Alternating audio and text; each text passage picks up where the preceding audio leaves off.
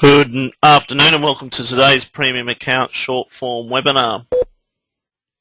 The information prepared for general information of traders and investors. The information does not take into consideration the specific needs, investment objectives or financial situation of any person. Any individual reading or listening should discuss with their financial planner or advisor the merits of any recommendation offer presented in this material for their own specific circumstances and realise that not all investments are appropriate for every individual. Presenter today, myself, Leon Hinde, current Managing Director of Investor Signals and the Investment Manager for the Investor Signals Unit Trust. I have over 17 years of experience in the financial services industry as a licensed securities advisor.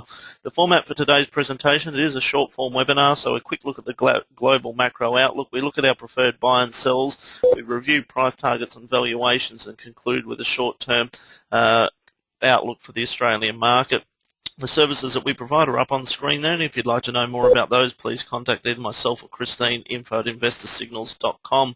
Up on screen at the moment is the graph of the Dow, and really the picture hasn't changed. We continue to see better economic data out of the US, confirmation that the Case-Shiller home price index has increased 13% on the same time last year. We're seeing slightly better manufacturing data out of the US. We're seeing a support coming into the US dollar, and I'll get to that a little bit more and the implications that has for the Australian market. We're seeing S&P 500 earnings growing in sort of high single digits. Yes, the market's trading on a high PE. We've discussed that in the past, but with global bond yields at such low levels, the expectation is that PEs do track above historical average levels. When we look at a couple of other sort of key things at a macro level that's impacting the Australian market, the big adjustment's been in the Aussie dollar, where we've seen it come down from sort of 110 6 months ago to now be trading at 91 cents. So some of the stocks that we're drawn to in the Australian market at the moment are those with the high US dollar earners, such as Amcor, Brambles, FOXA, WDC, CSL. So I'll look at a couple of those names as we look at the charts in a moment. Gold's been under pressure at the moment, down from 1900 an ounce, trading around 1250. It's obviously having significant implications for Newcrest. I suppose I'll just draw your attention back to some recent trends we saw 12 months ago. The short sellers into iron ore, a lot of negativity in the media around it. Iron ore traded down around 80 a tonne. We're now sitting back at 130, 140 a tonne. I think the long-term fundamentals are still in place for gold. I suppose this correction's been long overdue. It's probably deeper than we had anticipated. But ultimately, I would expect gold, albeit it may take another up to maybe 3 to 6 months for a bottom to really be put in place. But ultimately, emerging market demand for gold, both from a consumption standpoint and from a central bank perspective, I think will continue to underpin gold, and we'll see some short covering occur in the metal, and I would expect to see fair value for gold back up at around 1500 an ounce over the next 12 months. Also at a macro level, the Australian market trading about 15 times forward earnings on a dividend yield of around 4%. We're probably likely to see earnings growth somewhere around 5 to 6% on average for the Australian market over the next 12 months. We are sitting on high PEs, especially when you get into some of the individual names, and I'm sort of more of the view that we're likely to predominantly track sideways in the XJO from the current levels. The yield trade still probably has another leg higher, as the Australian economy is only forecast to grow GDP at around 2%, so at the lower end of sort of the target rate, if you like. And I think that'll keep pressure on the RBA to either, as a minimum, keep rates where they are, or possibly even do another % cut in March, which may give the yield names sort of their final kick higher, but I'd expect that would sort of be the end of the rally in the yield names.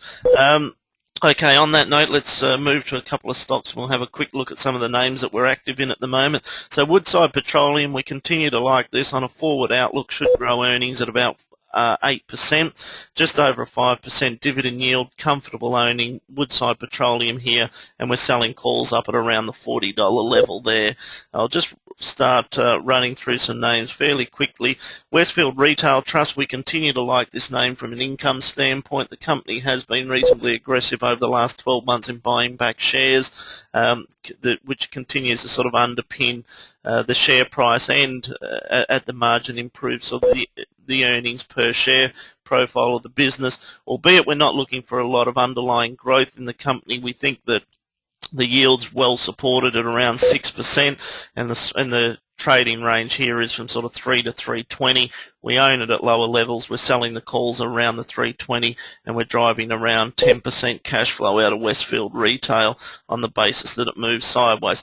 Telstra, we continue to accumulate Telstra into the upcoming February dividend. I do think that, in line with my comments earlier, that we could see another quarter percentage rate cut in the early new year. Telstra could have another push higher just off that yield story. From an underlying earnings standpoint, we know the company's only delivering sort of 1 to 2% revenue growth and similar sort of 2 to 3% underlying earnings per share growth. But I think the range for Telstra from 5, maybe up to as high as 5.50 into the second half of 14 dividend payout. I think it can trade 5.25 into the February dividend quite easily. Lendlease Corporation, we continue to like this name. I think it can grow earnings somewhere around 5 to 10%. The continue sort of push for infrastructure investment in Australia should underpin Lendlease. The management's come out and reaffirmed that over a 3-year outlook they think Lendlease can return back to solid growth levels, which the interpretation there is around 10%. So comfortable owning Lendlease at these levels. We're selling the $12 calls into the new year. We're getting good premium for those. BHP, so we have owned BHP at much lower levels here. When it rallied up, we started selling the calls at around 38.50 to 39.50. I think that covers the upside. We have BHP trading about 13 times forward earnings on around a 3.5% dividend yield. I'd expect the name to be reasonably well supported on any sell-off back to sort of around sort of 36.50, 37.50. We'd continue to be buyers of BHP. Coca-Cola. This is one of those names that really is just sort of an accumulation story down at these levels. The company's not forecasting a lot of earnings growth. I think a good result will be if they deliver flat earnings over the next 12 months on a sort of nearing a 5% dividend yield. The stock should be reasonably well supported here, up at around 12.50, 12.70. We start to look to sell calls over Coca-Cola to drive that cash flow up to sort of 10% per annum. CSL's the first name that we've gone through today where we start to look at these US dollar earners. I think given a substantial amount of CSL's earnings are in US dollars, the company's growing earnings at about 10%. They've got another $900 million worth of shares to buy back over the next 6 to 9 months. We're comfortable looking at CSL at these levels with a tight covered call. Another US dollar play being FOXA. Again, the company's buying back $4 billion worth of shares. The company should grow earnings at around 8% on a 12-month outlook. We're happy buying at these levels and selling the covered calls into the early new year. TRANSurban, a little bit more of a defensive story here. We're owning TRANSurban at or near these levels and collecting the December dividend, putting the stock on a yield just over 4%. We don't see a lot of growth sort of beyond this sort of 7 to maybe 7.25 range. So it really is an income story where we're holding the stock, selling the covered call, and again trying to sort of drive that 10% cash flow out of the premise that the stock largely moves sideways from where it is at the moment. WDC's pulled back to an attractive level down here at around sort of 10.50 on a 5% dividend yield. We're drawn to WDC. I think the upside target here is at around $11.50, but anywhere up at around $11 we move out to sell calls at around the $11.50 level. Still within the property play, GPT looks like obviously they've trumped the prior bid there, and they will more than likely get hold of the CPA property assets at around, so it's not uncommon, I suppose, when the acquirer will often get short sold in favour of taking long positions in CPA in this instance. But once the acquisition is completed, we'd expect to see GPT readjusted. A 6% dividend yield, the stock's good value down here. I think fair value's back up at around 380 to 390. So we're looking for GPT to sort of trend back up towards that post the conclusion of the acquisition.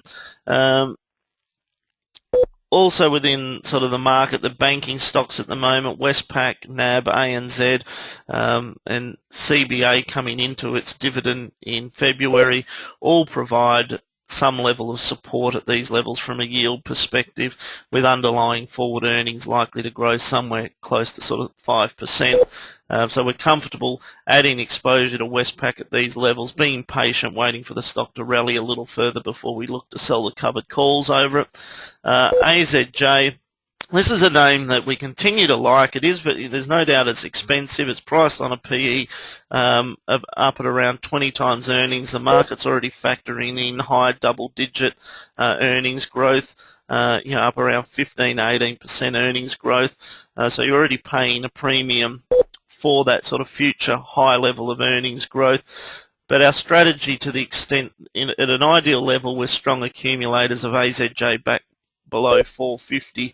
But for clients that don't have it in the portfolio, we're still comfortable having some moderate level exposure at these levels and selling calls up at around the $5 level into the early part of the new year. And then finally, just to cover off on ASX, so we continue to see this as a defensive income play.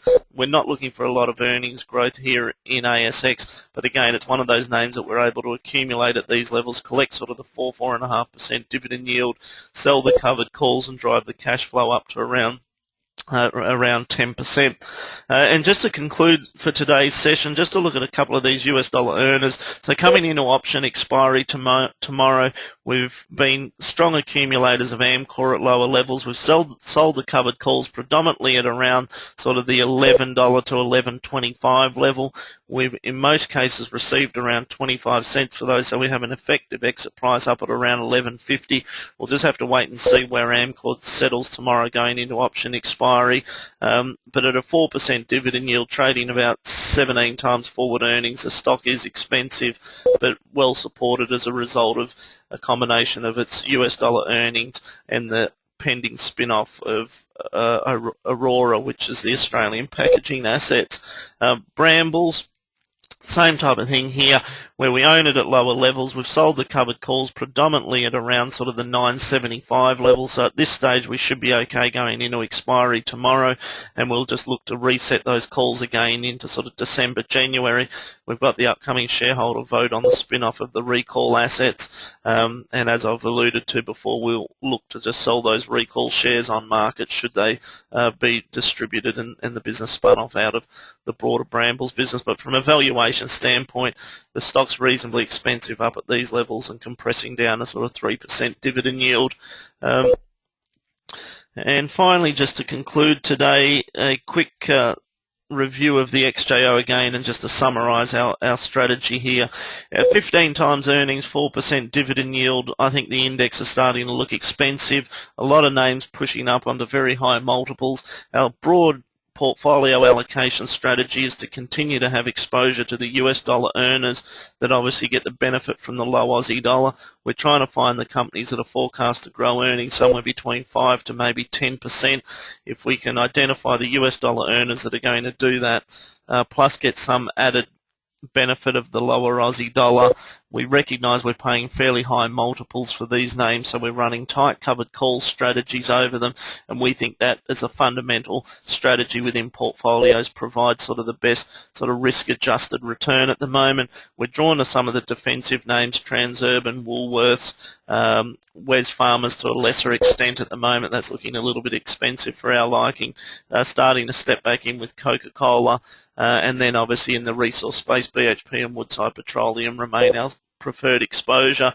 Lendlease we like, and then a couple of the property plays that I mentioned, GPT, Westfield Retail, and Westfield Trust itself.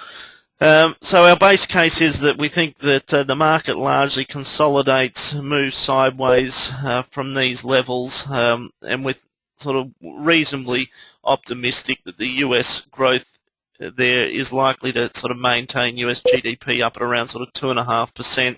Hopefully we're seeing the early signs of Europe healing a little further with forecast GDP growth from 0 over the last 12 months to around 1% going forward. And we're starting to see stabilisation in the Asian markets, and obviously Japan contributing with GDP growth up around 3 to 4%. Thank you for listening in. I look forward to speaking again next week.